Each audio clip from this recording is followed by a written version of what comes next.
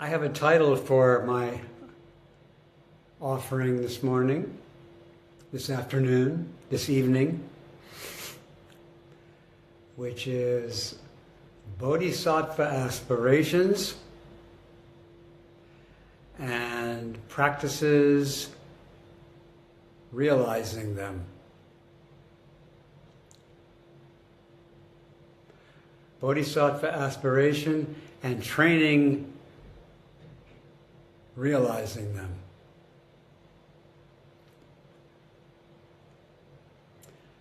So there are infinite ways to express Bodhisattva aspirations.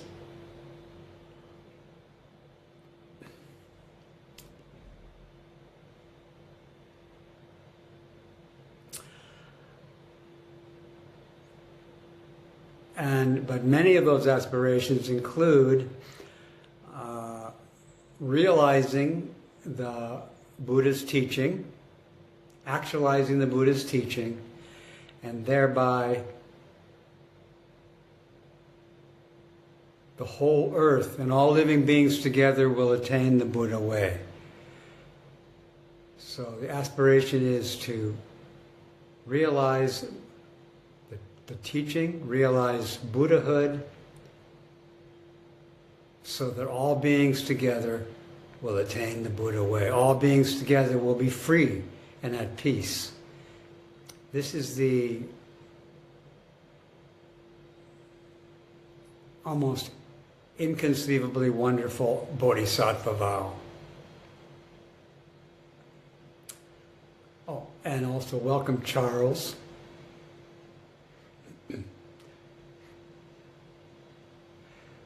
But this vow, in order to be realized, needs to be practiced. We need to train to realize it. So I don't know if everybody in this assembly has this vow rising in their heart, in their mind. Over the years, many people have come to me and said, I'm sorry, I do not have the Bodhisattva vow. I do not aspire to realize the awakening of a Buddha. I don't. I just want to feel better, or I just want to get through the day. And I'm not so concerned that other people are free. I want to be free, yes. And yeah, I've met people who honestly say, I want to be free, I want to be able to do what I want to be happy, but I can't say I want to work, devote my life to all beings being happy and free. But anyway, my talk's about the Bodhisattva vow, the Bodhisattva aspiration. To free all beings so they may live in peace. To attain the unsurpassable way of awakening. These are Bodhisattva vows. So what are the practices?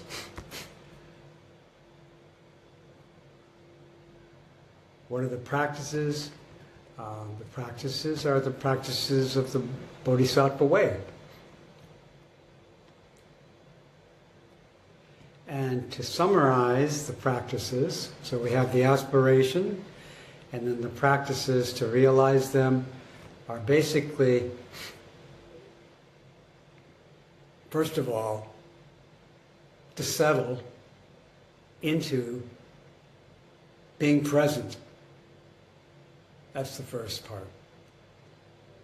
To take our seat in our present experience. To settle down right where we are now. To find our place here. And this is, for many of us, a lot of the time, the most difficult thing to do. What is the difficult thing? To settle down in what's going on right now.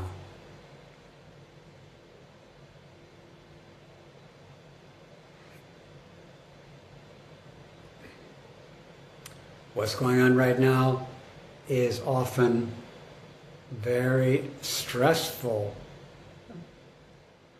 very uncomfortable, frightening, full of emotions which push us and pull us all around, full of wishes to be someplace else than here, in the midst of whatever's going on, including these difficult things I just mentioned. The first part of the practice is to be present with it.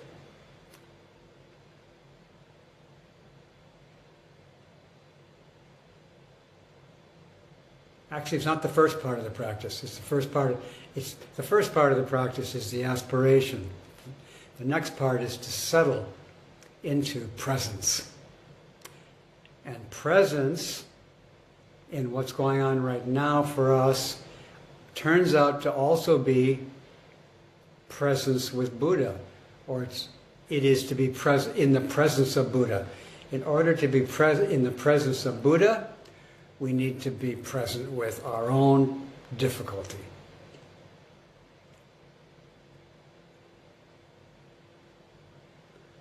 And even our own ease. Whatever. Right now, the first step in realizing the Bodhisattva vow is to settle in whatever seems to be happening.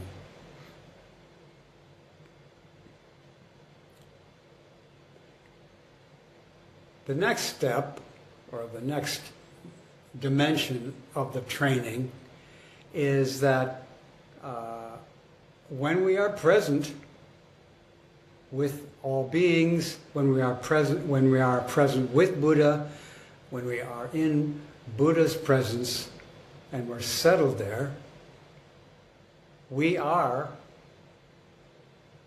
offering ourselves to the Buddhas. In presence, we are offering ourselves to the experience.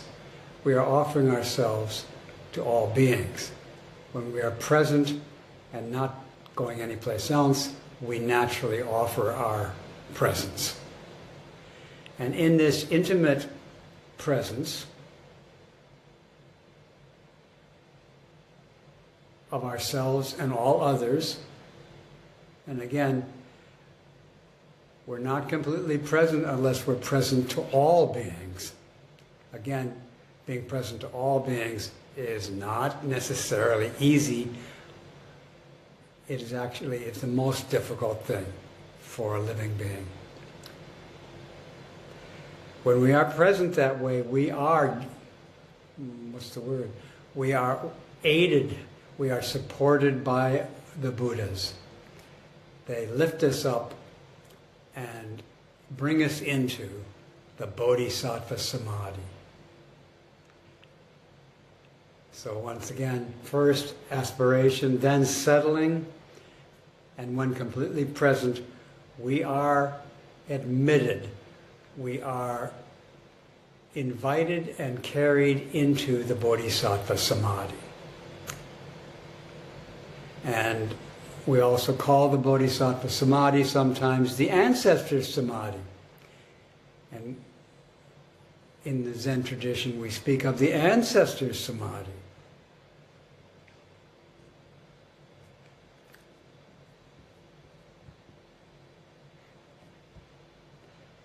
The Buddha Ancestor Samadhi, which again we often call Zazen. But this Zazen is not my Zazen. It is the Zazen of all of us. It is the practice of all of us. The Bodhisattva Samadhi is not done by me alone. The Bodhisattva Samadhi is not done by you alone. The Bodhisattva Samadhi is done by all of us together with all Buddhas and Buddha ancestors. Again, when we are willing to do the extremely difficult work of being present, we are admitted into this Samadhi, where all Buddhas are. And in that Samadhi, we receive the teaching.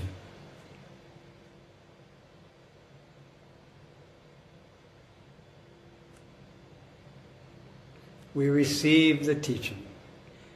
And in the samadhi, we remember the teaching. And in the samadhi, we practice the teaching. And in the samadhi, we realize the Buddha Dharma. And then we can help all beings.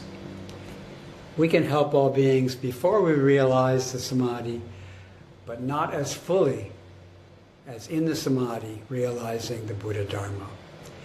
And since the Bodhisattvas want to realize helping beings in the best way, they need to receive this teaching, practice it, and realize it. That's a kind of summary of the whole path I just gave. And this summary is taught in the flower adornment scripture. Or this is a summary of what is taught in the flower adornment scripture and what is taught in the Zen school. And last week we had a session in Sweden.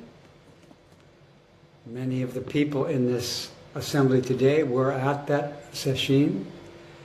And this, what I'm saying today, may be recognized as a summary of that past week's session.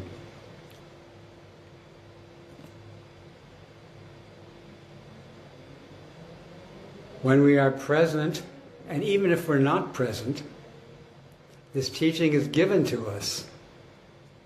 The teaching for bodhisattvas. In the samadhi of the precious mirror samadhi, we are given this teaching of thus.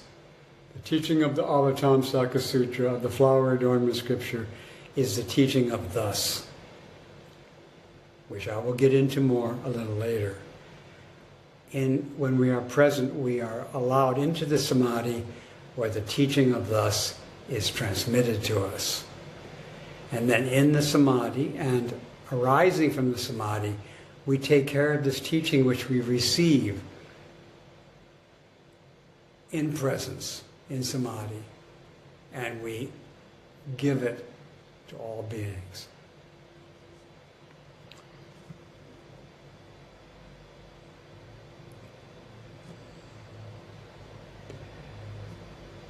Now I wanted to give just today one or perhaps more than one, and I think some of you will bring up others, situations that we're in where we have trouble being present.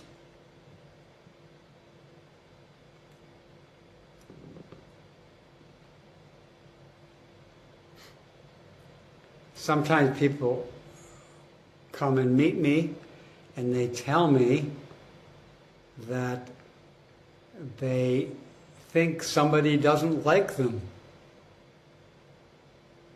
They say, I think so-and-so doesn't like me.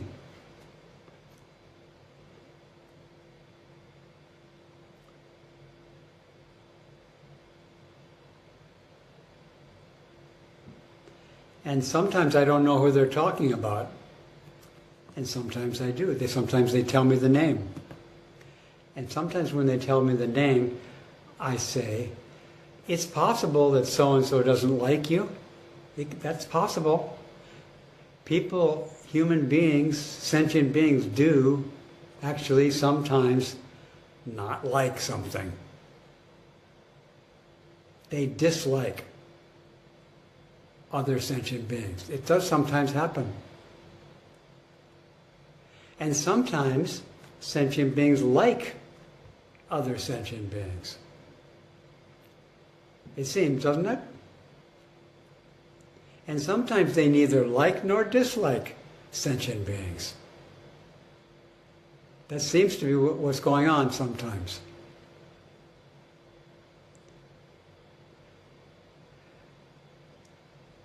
And again, sometimes when people mention that so-and-so, I think so-and-so doesn't like me, I say, it's possible that they don't.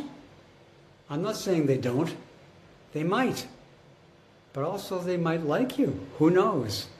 But anyway, even if they don't like you, and it's possible they don't, I think knowing this person, that although whenever they don't like you, they also love you. So I'm not saying bodhisattvas like everybody. Those who aspire to Buddhahood in order to help this world, I'm not saying they like everything, everybody. Okay? Got it? I'm not saying that. And I'm also not saying they don't like everybody. Or that they don't like somebody. They might. Bodhisattvas can have like and dislike in their consciousness. They don't vow never to I haven't heard the vow, I vow never to dislike anything. It's the vow that they're compassionate with everything. Even if they dislike someone, they are totally devoted to the welfare of that person that they dislike. That's the bodhisattva. And if they like someone, they're also totally devoted to that being. And if they neither like nor dislike, they're totally devoted to that being. This is the way the bodhisattvas are when they're well trained. Sometimes, however, in order to be that way, in other words, to love beings no matter whether you like them or not, we need training.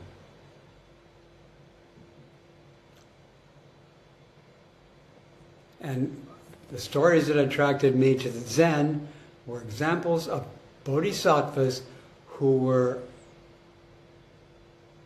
attacked by other people.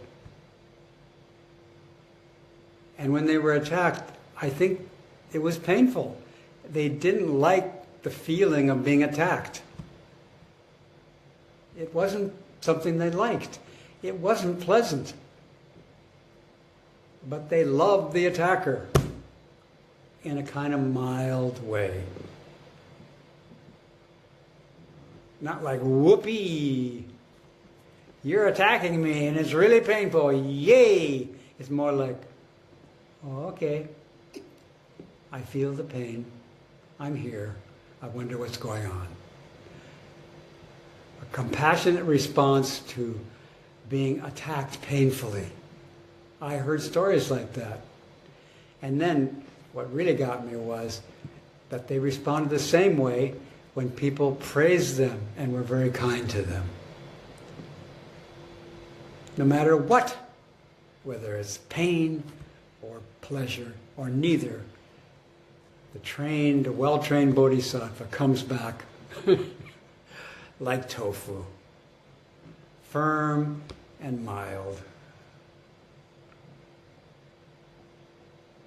Okay, this is happening. I'm here with you, and I'm devoted to be here with you no matter what.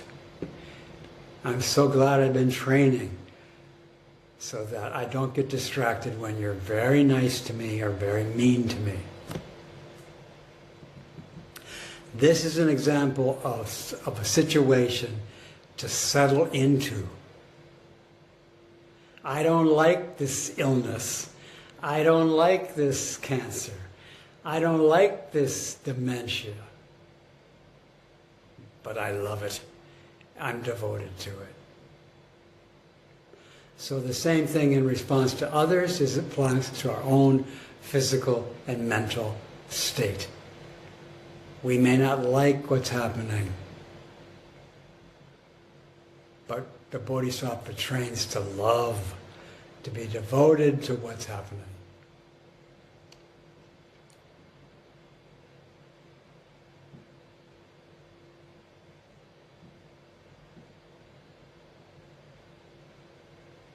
So-and-so may not like me, but I am devoted to so-and-so.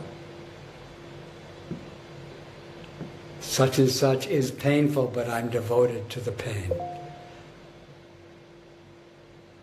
I'm not a masochist. I want to be a bodhisattva with all pain. I say neither liking or disliking, or liking or disliking. No matter what, I'm devoted. Now, then comes the teaching. What is the teaching? The teaching is the teaching of suchness, which is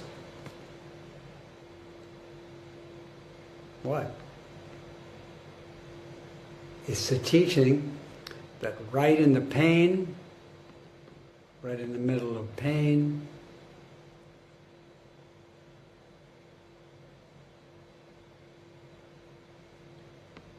is great compassion.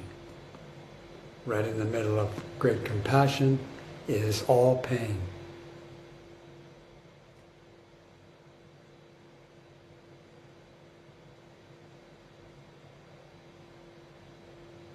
Every particular event includes the whole universe. Every particular event is an opportunity to save all sentient beings. That teaching comes through when we can accept this particular event and settle with it.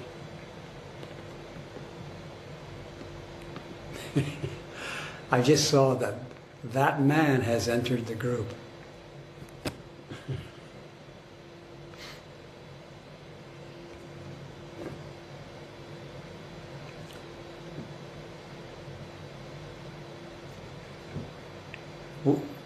This teaching which we receive in Samadhi helps us who aspire to Bodhisattva practice. It helps us be consistent in this practice of loving everything. Even in the midst of dislike, we love. Even in the midst of greed, we love. Even in the midst of hatred, we love. Even in the midst of confusion and fear, we love. We love, and the teaching helps us love. Makes it so we can do it consistently, eventually, consistently. Oh! Compassion. Ugh! Compassion. Compassion. Oh, I'm settling into this terrible situation. It is so horrible. And I'm completely here in order to be in the samadhi of the ancestors. That's the way they practiced. Yeah. I watched Suzuki Roshi. I got to watch him towards the end of his life when he had cancer in his liver. And it was painful. And he was a good bodhisattva in training to be completely there. He showed us how to be a sick bodhisattva. I didn't feel like he liked the cancer, and I did not feel like he disliked it. I felt like he was really devoted to being there and showing us how to have liver cancer. I was really encouraged by the way he was sick. His teaching was different from the. It seemed different than before, but it was so clear, so bright, so encouraging. Yeah. So, again, this is the settling part. And then once you're settled, you can receive this teaching. And then, in addition to being settled, take care of the teaching of thus. And that will help you continue to be settled and continue to be open and continue to transmit this teaching to others so that they can be settled and open and present and transmit it to others. This is, again, an overview of a very challenging process.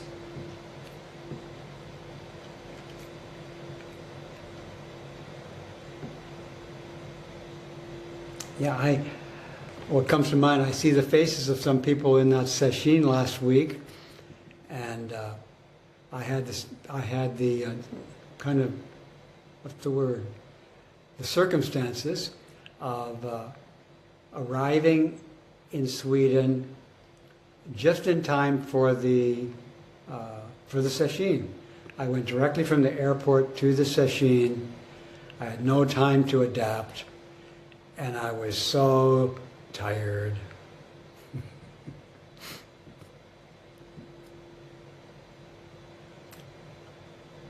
And when I got to the retreat, the people who were taking care of me said, "Please rest." And I said, "Okay." And then the next day, I got up in the morning and I felt kind of normal. I could sit up.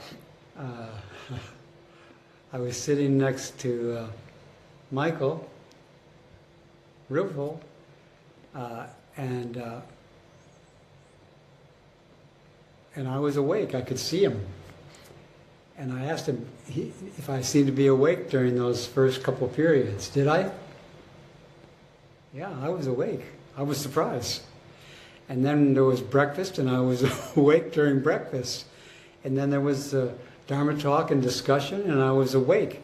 And there was lunch, and I was awake. And then after lunch, I just crashed. And the people who were attending me said, "Please rest." So I rested. I was having a little bit of difficulty, but actually I did rest. I was supported. You are supported. You are supported to rest, to settle into whatever. In my case, strong bodily jet lag. So the first afternoon, I was just resting. And then, and then I got up for dinner and then went to the evening sessions, and I was kind of okay. And the next morning, I was awake again. And for the sitting and for the Dharma talk and for lunch, I was awake. I was kind of like, okay. And then after lunch, crash. And the attendant said, "Please rest." And I said, "Okay, but come and get me after the rest period, for the next period of sitting." And the attendant said, "I'll come, but if you don't answer the door, I'll just go to the Zendo." And I guess I did not answer. And I rested through the whole afternoon again. And then the evening, I was up. And the next morning, again, I was awake and I was awake. And then during the Dharma talk, I said to people, I've been resting over in room 11. But maybe I don't need to be in a separate room to rest in a reclining posture. Maybe I could come and rest in this room. And some of the people anyway said, "Okay, yeah, come on." So I went into the room. There was a platform behind the altar. I got up on the platform and laid down for the whole afternoon. And I slept the whole afternoon, except when the bell rang for walking meditation, I sat up. And I felt kind of, okay. And then I felt crash. So I spent the whole afternoon in the meditation hall with the Great Assembly, resting. I was resting, and I was with them. Of course, I was with them too when I was in room 11, but I wanted to demonstrate that, and everyone supported me to do so. This is my difficulty in settling into, in the middle of a retreat that I'm supposed to be leading, having jet lag. I was working at settling into my situation, and I did not hate it, and I did not like it, but I loved it. And there we received the teaching, and we were in the Bodhisattva Samadhi together, receiving the teaching of thusness and taking care of it for the rest of the session. And now I'm sharing the fruits of the session with this assembly. And maybe that's kind of enough. Maybe that's clear. Maybe you have a possible job assignment. Is that enough for now? We can discuss what I've offered or something else. Okay, I see some yellow hands.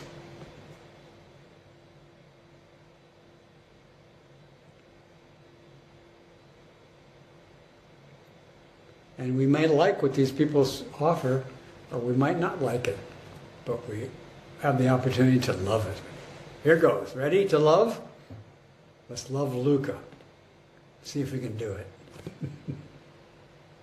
Hi, Reb. I'm glad to see you're well.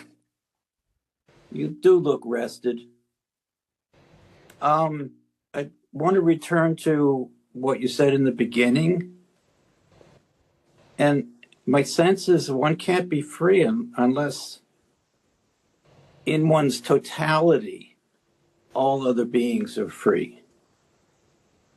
That it's just like, whether they are or not, they're free. You give them that totality. And even though all beings are free, they don't believe they're free. So the conundrum is to offer freedom to those who are already free. Yep. And I hope that's helpful It's actually to offer freedom to those who don't realize they're free. They are free, but because of attachments and misconceptions, they don't realize it. So we just keep offering it. Keep offering. To help them give up their misconceptions and attachments, and then they'll realize that they are free. Thank you. Be well. It was easy to love you this morning.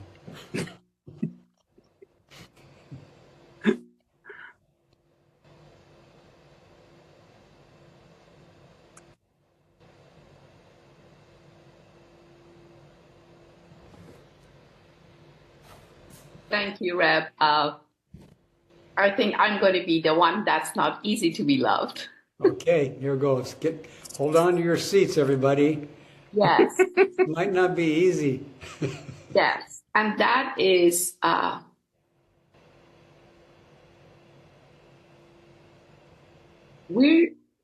hear the word love as escape from likes and dislikes. No, it's not. That's exactly what it's not. You hear it that way, but that's not what's meant. Love means not trying to escape.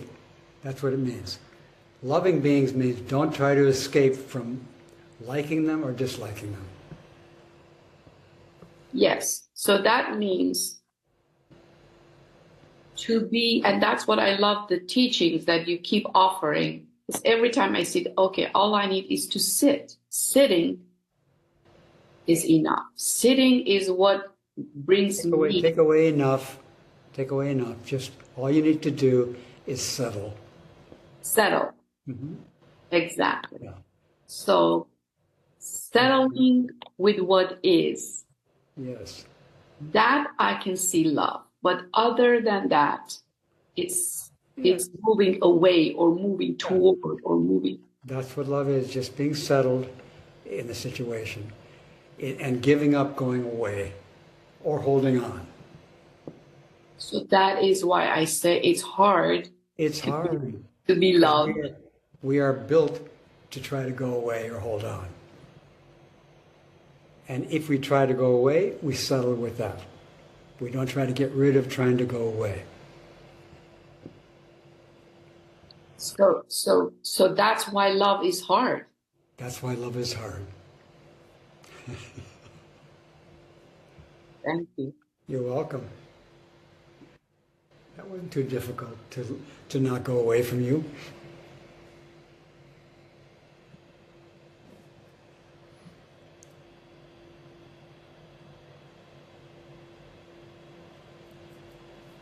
Let's see if we can not go away from Bhasya. I'll see if I can shake you up in your seat. Well, actually, no, I really appreciate your talk, and some of my loved ones really close to me are giving me lots of challenges. And it is what I see is that it is really an opportunity to become truly intimate with myself, to see how I want to push the eject button in many different ways that I didn't even know they were eject buttons. It is such a subtle way. We're so creative in inventing ways to escape.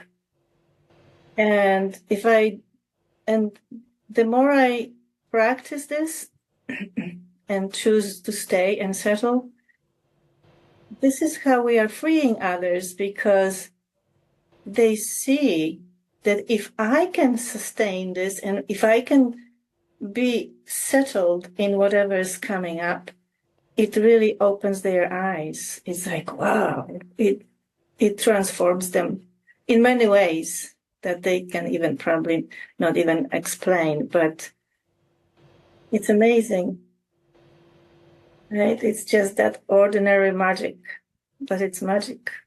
You can't produce it. If I try to make it happen, it's not going to happen. I have to truly settle in all honesty. So, yeah. Thank you for bringing us to this place. Thank you for reflecting it.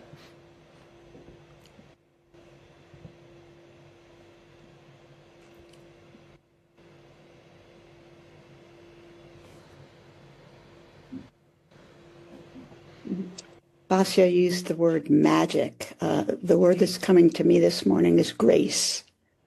I feel like I've heard the talk you gave today maybe 100 times, different versions of it, or actually not that different version. And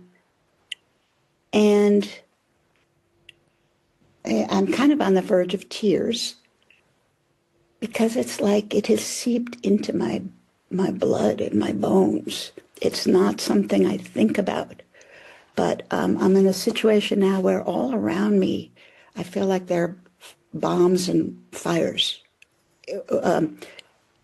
with people I love in their lives. They're not it's not me on fire today. And, but big, major life stuff, as big as it gets. And I am moved that I'm able to be present with them and to be ethical and patient and have humor, and that it's a little bit, I think what Bhasya or maybe Homa was saying about just trusting the process, that alone, it's like that it's enough. But I'm watching excuse me? It's not that alone. It's not that alone. It's that together with all beings. Yeah. Settling is not you doing it alone. You're settling with all beings. Thank you. Anyway, you said the first step is aspiration, but to me, even having the aspiration, there's grace in that. Why did I have the aspiration to hang in years? I don't know. You didn't make that aspiration come up in you. No. It was a gift. Yeah. So Bodhisattva aspirations are gifts to beings. When this gift comes, we become a Bodhisattva. Well, I'm like a little billboard today for staying the course, and for, you once said that which I just hated when you said this, speaking of hated, you said your greatest joy is to be there with people who are suffering. And I was like, Why would that be the greatest joy? Why wouldn't the greatest joy be there with people while we're all having a great time? So I've been thinking about that for a long time. And I've got a lot of people suffering around. And maybe I wouldn't call it joy at the moment. I'll call it gratitude that I am able to be in a way that appears to be helpful. So I don't know what else to say except thank you for being it. You don't just talk this stuff. That's my experience. You be it in a way that is like a model for me. It isn't necessarily the words you say for me. I know it may be for other people. It's watching you be what you're talking about is what has made such a difference to me and continues to do so. And I really am grateful to you. Thank you very much.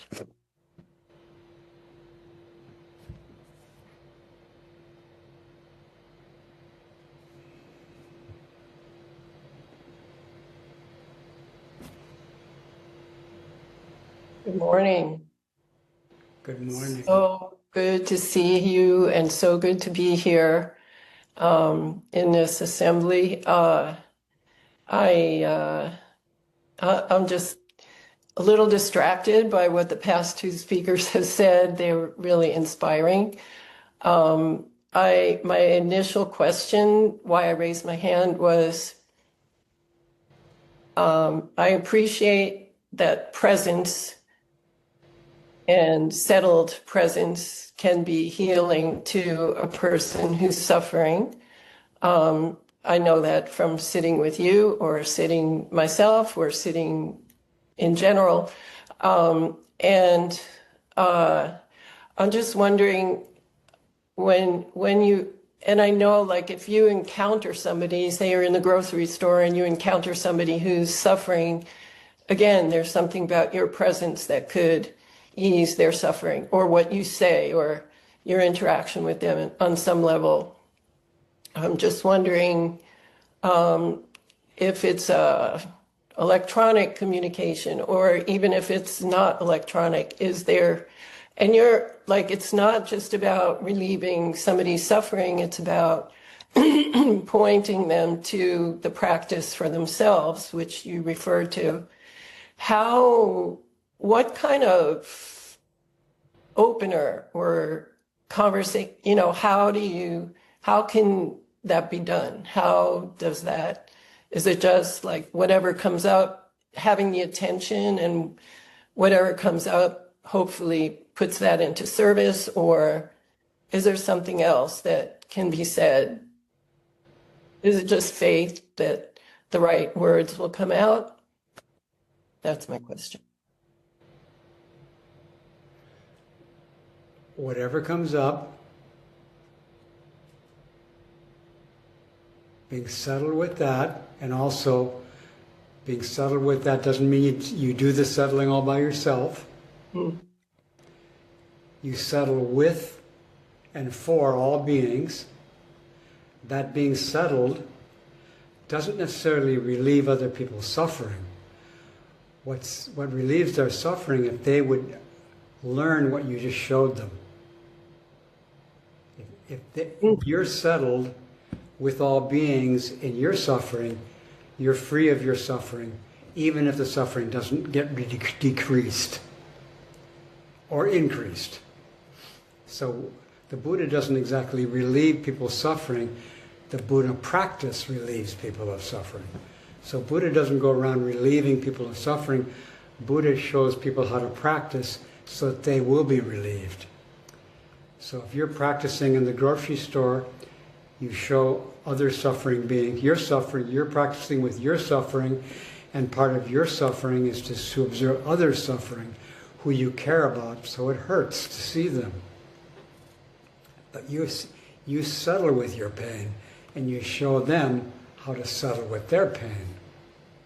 That's what relieves them. Because again, Suzuki Roshi did not get over his cancer. It was painful. But he showed me and others how to be present with painful cancer. And that's what helped us, not to this day. Not that he was this magician who made his cancer go away. He was a magician who knew how to have cancer completely, wholeheartedly, and to show his students how to be with very painful cancer. Buddha shows the practice, shows the teaching, doesn't do it for people, but he shows it for them to see. And in a way that hopefully they'll want to try it.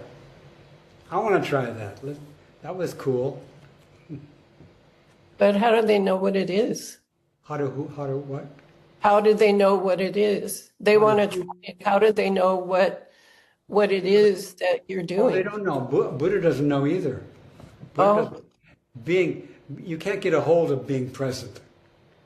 You can't know what being present is. But you can know trying to get away. You can know trying to get rid of it. And those things, again, you can learn how to be kind to them. You can learn something without knowing what it is. Just like you can learn English without really knowing what English is. English is inconceivably, it's inconceivable.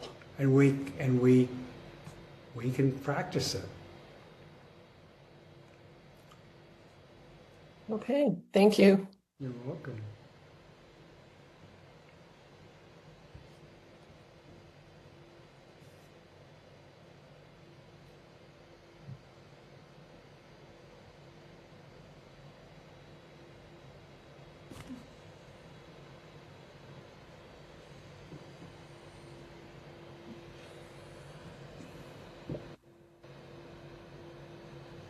I don't know how you touched my heart, but I experienced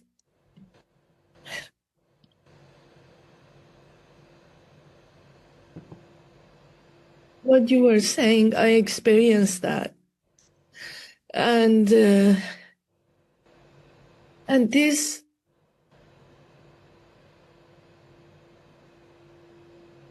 However it manifests itself with tears, I may not make any sense, but that's okay. I'm very grateful, and I receive a lot from you today and many days. And who knows if there would be another session like that. So I thought I might as well express my gratitude to you. Thank you very much. And to the assembly.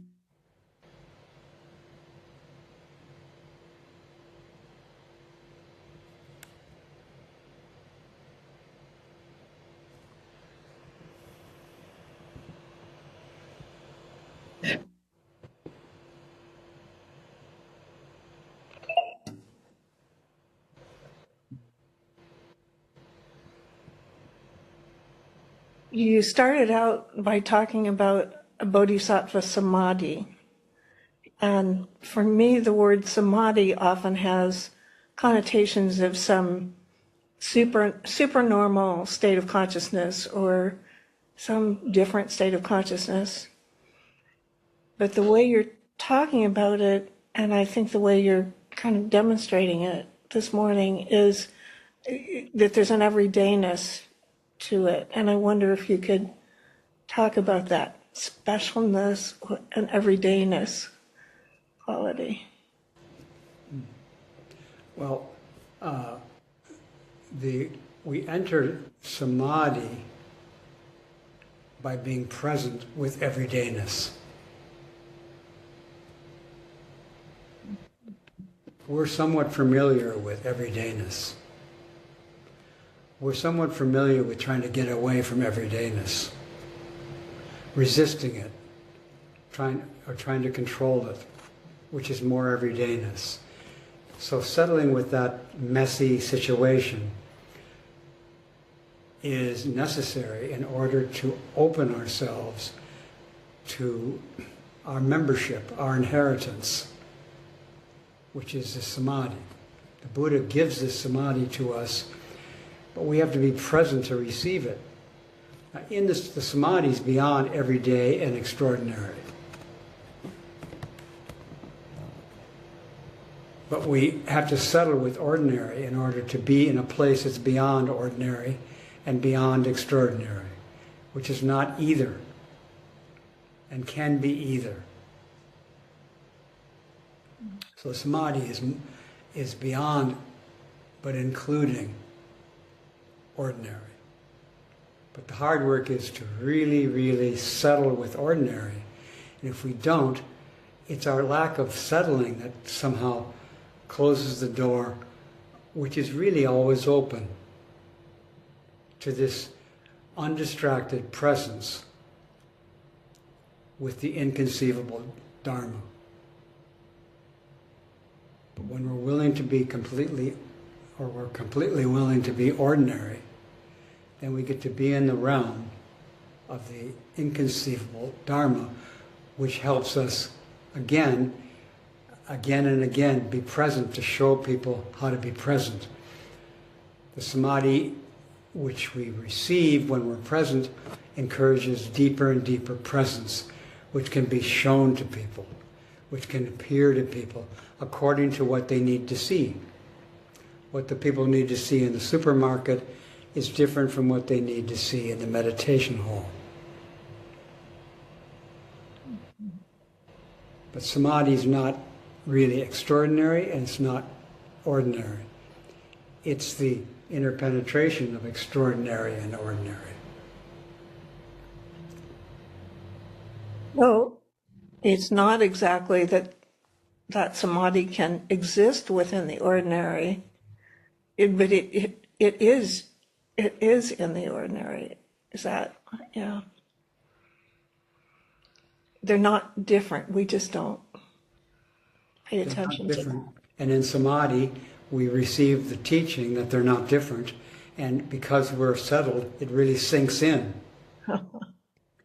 If we're not settled, then we don't get to be in the realm where the teaching really sinks in. It sinks in the samadhi. In the samadhi, we feel Buddha pat us on the head. Thank you so much. You're welcome.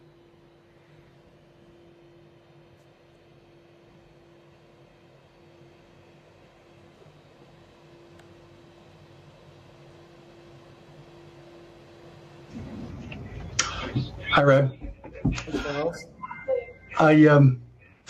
I think a long time ago I had trouble with the idea of saving all beings, so I kind of retranslated it into meaning I would drop my judgment to everyone I met, everyone who came into my life. I would try to let go of my judgments and opinions that were negative or positive, or just to be with them. And so I don't translate that to I'm going to love a person as much as I'm going to see my faults, my judgments, and let go of those judgments. And I've had the experience of letting go of a judgment that may or may not be specific to one person, but I just realized I have that judgment about many similar people, and I just see that judgment in me, and I'm grateful that I'm seeing that judgment, and I can let go of that judgment. And but I'm more focused on, I'm more joyful about my transformation, and I don't know if I transform anyone else or the person I'm letting go of my judgment with. Mm-hmm. Yeah. Again, it would be great if we could let go of our judgments, but the path to letting go of our judgments is to be kindly settled into our judgments. If you're really present in your judgments, they will be released. It seems like I think it seems like I'm seeing them as a judgment and not as reality of Right, but seeing them as judgment and seeing that they're just a judgment requires really accepting how it feels to have judgments, which is often very uncomfortable. So letting go of them would be good, but trying to get rid of them will not let go of them. Trying to let go of them is not the way to let go of them. I don't think it's much of a try to let go. I think it's just seeing them. I just kind of feel like I see those judgments. And I'm saying that just to see them requires completely being present with them. Mm-hmm. Because it's hard for us to be present with these judgments. We're usually trying to hold on to them or get rid of them. So if you can be present with them, you'll see that they're empty. Right. That's And then when you see they're empty, they're released. Right. I don't try to release them. I try to be present with them. Right. Which is really hard. But please continue to give yourself to be present with these challenging judgments. Okay. Thank you. Thank you, Charles. Okay. Bye-bye.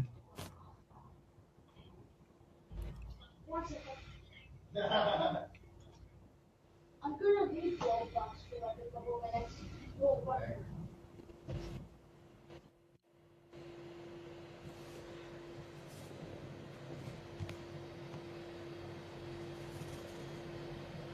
Good morning, Reb. And assembly. I hope I can get this question out and have it connected to this teaching that you're offering today. I've been thinking about sorting out the difference between consciousness and awareness. And the word that comes to me is, or when I think about it, is that we we allow our consciousness to be saturated by the teaching or the aspiration, so that when what comes up in awareness, it can be manifest or applied. So I'm seeing it as different parts of the training, which is allowing saturation seems to one of the words that works for me. So I wonder can you refine that or help me understand the subtle nuance difference if there is one? So various people are using the word awareness and consciousness in different ways. Yeah. What I'm proposing these days is we have three kinds of awareness, One kind is ordinary dualistic consciousness. Yes. Where there seems to be a self. Right. I call that consciousness, or self-consciousness, or consciousness of self. Next kind of awareness, that's an awareness. Next kind of awareness is an awareness that's not conscious. I'm not there in that, but there's awareness. Like, for example, I don't know what, walking down stairway and then tripping and then not falling down. There's an awareness there, but not necessarily. I wouldn't even my consciousness wouldn't necessarily even notice what happened. But there was an awareness. It's an unconscious cognitive awareness.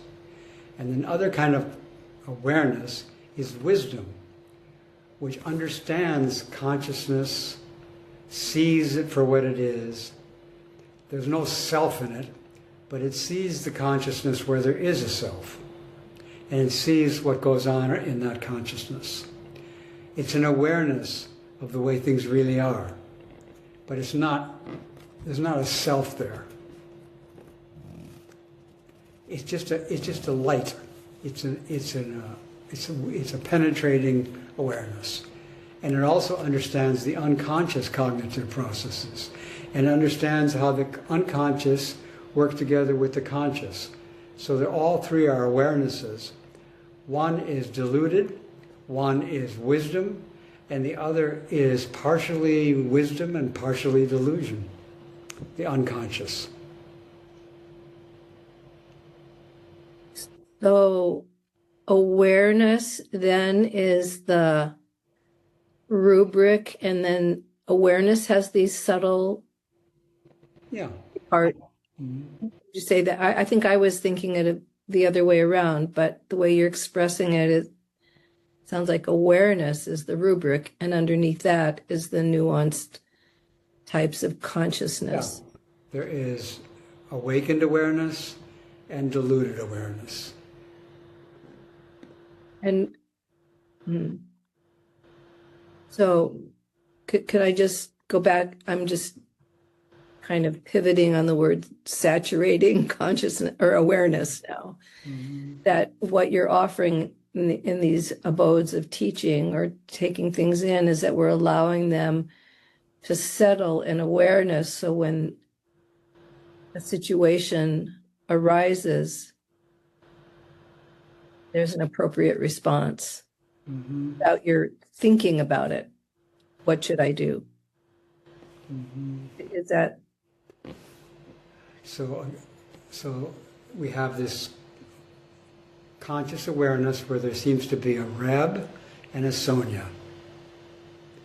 And now there's going to be some words which are that when the teaching comes into this consciousness where there's Reb and Sonia and Charles and so on, when teachings appear in that consciousness, if they're attended to with kindness and attention, the consequences of that is that it transforms the unconscious cognitive processes. Yep. Okay. And the unconscious cognitive awarenesses are the foundation for the conscious. Mm-hmm. So by receiving teachings and carefully listening to them in consciousness, the unconscious is transformed immediately, and it sponsors the arising of more willingness to receive the teachings in consciousness. So there's a transformation process going on, which I think you might call saturation. The unconscious processes become saturated by the teachings which we contemplate consciously. And because they're saturated, the teachings come up more into consciousness and more, so that after a while we're more consistently remembering the teachings and remembering what we've learned about them and remembering that we want to practice them and remembering to not abandon any being inside or outside. This is the saturation transformation. And wisdom is watching the whole process, and the more this process goes on, the more the wisdom is unhindered. Is the wisdom watching? The wisdom is not exactly, it's watching, but it's more like the wisdom is the way things actually are. Yeah. The way things actually are is an awareness. Yeah. And it's actually where this teaching is coming from, which we are happy to which when we're happy to receive, we are at the happy reception of the teaching, our body and mind is transformed, and the transformed body and mind sponsors us to again be willing to listen to this teaching, even though it's difficult, and be patient with it and with our struggling with it, because we also are receiving the teaching of patience from wisdom. Wisdom is teaching us patience, compassion, generosity, respect, and concentration, and so on.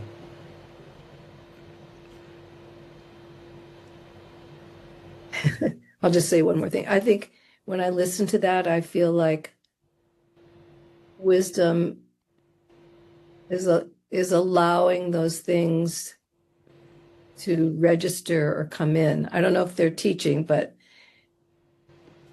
anyway, I think I'm just having this porous, fragile being willing to be saturated, allowing things to come in rather than. Thank you for helping me flip the script on awareness and consciousness. Thank you for the encouragement. You're welcome.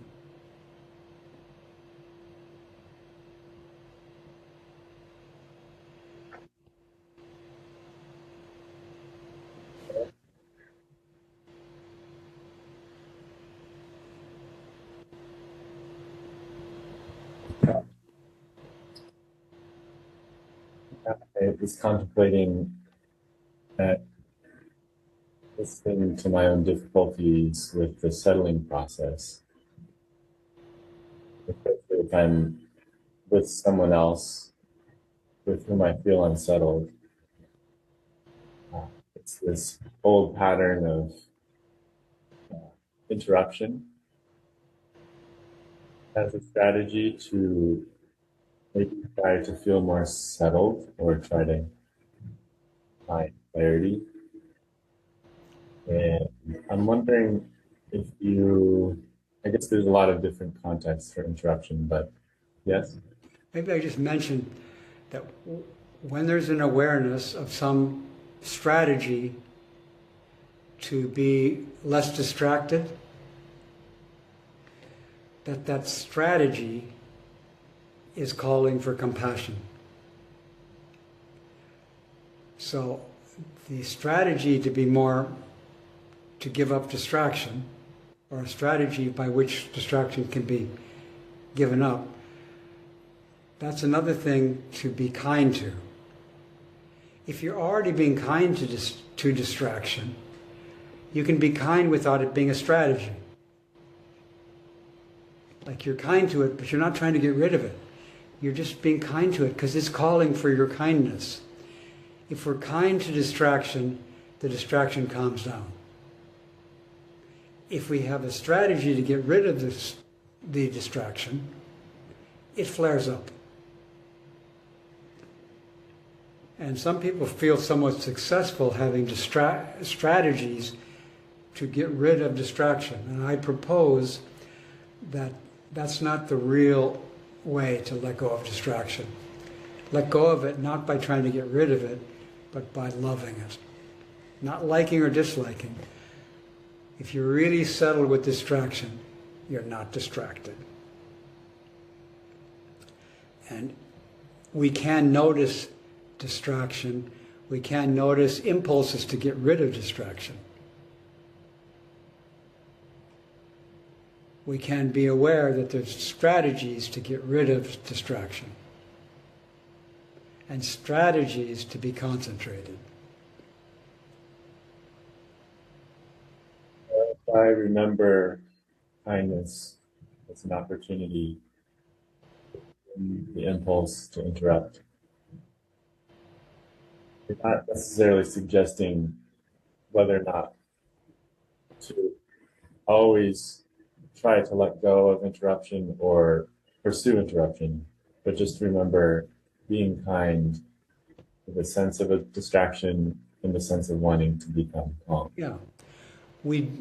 It would be great if we could let go of distraction. It would be wonderful. It would be good if we could let go of our attachments. But trying to get rid of attachments is basically another kind of attachment. But being kind to attachment is not trying to get rid of attachment. It's like, I'm with you, hello attachment, I'm here with you, and I'm going to be your friend for as long as you need me, I'm going to be here. And then the attachment says, oh, wow, this is what I want. And I'm going to take my mask off now and show you what I really am. I'm not really attachment. I'm just a being who is trying to help you develop compassion. And now that you've got it, I'm going to show you, I'm just your friend. You don't have to get rid of me. Now we have peace. That often when there's an impulse to interrupt, maybe I could just ask for compassion.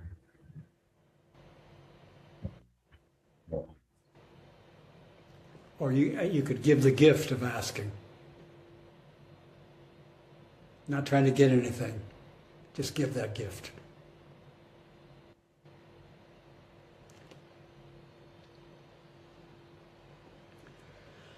A few sessions ago, I had a title for the talk, which was, the acronym was FFF. Face fear with friendliness.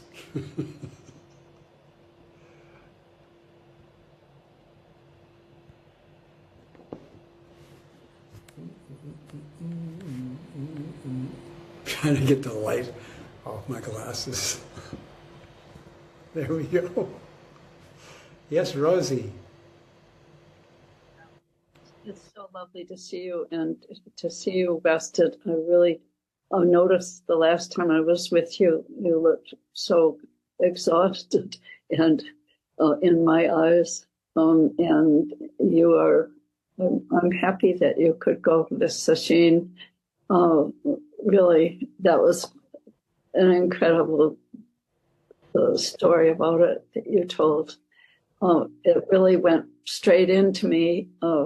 What I'm wondering is, so far I haven't heard you speak of, and I wonder, I'm guessing that this was so helpful to you, the whole teaching of being with your sensations and your breath in painful situation.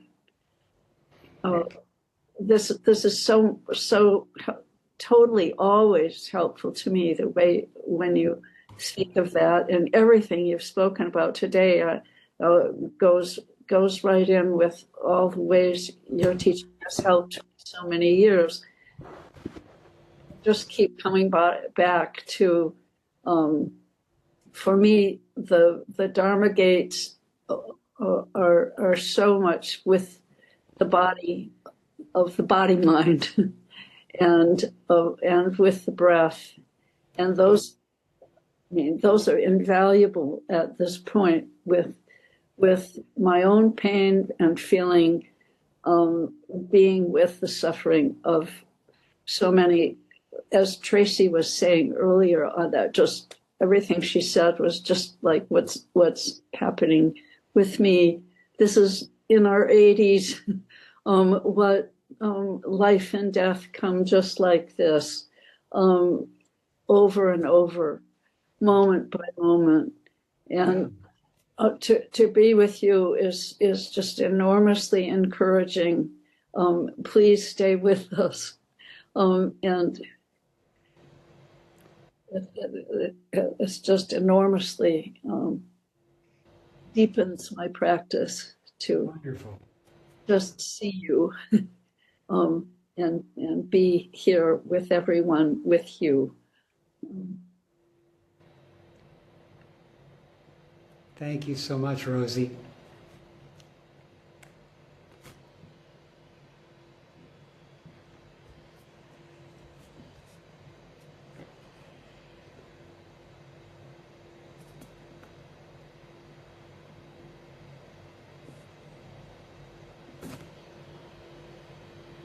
Thank you, Reb. I just want to say what she said, what Rosie said.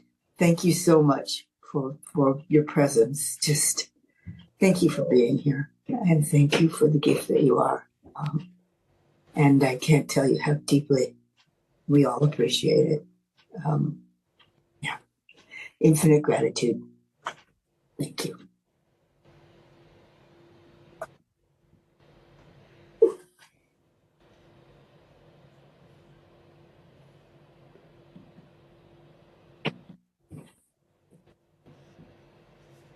Well, I I don't see any yellow hands, so maybe that's enough for today for this session. Wonderful to see you all again, as always. Looking at your faces is wonderful.